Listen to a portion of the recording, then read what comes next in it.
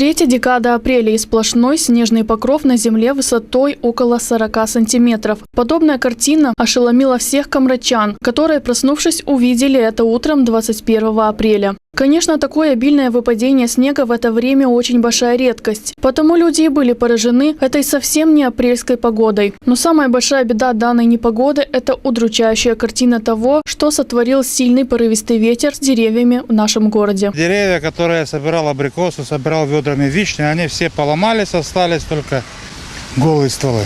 Все замело, все поломало, все деревья. Буквально очень большая трагедия для всей страны. Жители Камрата с большой озабоченностью давали оценку тому урону, который был нанесен неожиданным климатическим катаклизмом. Все вот это скажется в дальнейшем на сельском хозяйстве, это на 100% скажется. Там про рапс, про пшеницу, которая озимая, проросла уже, выросла. Наверное, очень большой ущерб. Я не видел, но думаю, что, к сожалению, ситуация плачевная. У многих людей нашего города, даже пожилого возраста, подобное природное явление не помнится. Вообще-то такое я в своей жизни это вижу первый раз. Конечно, это природа. Сколько я живу, никогда в моей памяти такого не было, чтобы в конце апреля, чтобы были такие снежные заносы.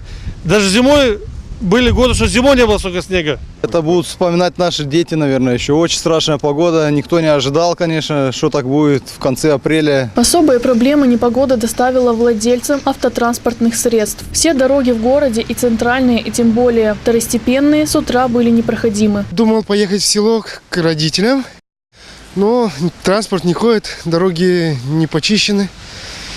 Тяжело. Дороги немножко почистили, где не почистили, мы проходим, но надеемся, что вот этот снег не будет месяц стоять, 2-3 дня и пройдет, но что было до сих пор, очень нехорошая ситуация по всей стране. В настоящее время в Камрате выполнен большой объем работ по ликвидации последствий стихийного бедствия, а в Гагаузии работает специальная комиссия по преодолению чрезвычайной ситуации под представительством первого заместителя Башкана Вадима Чебан.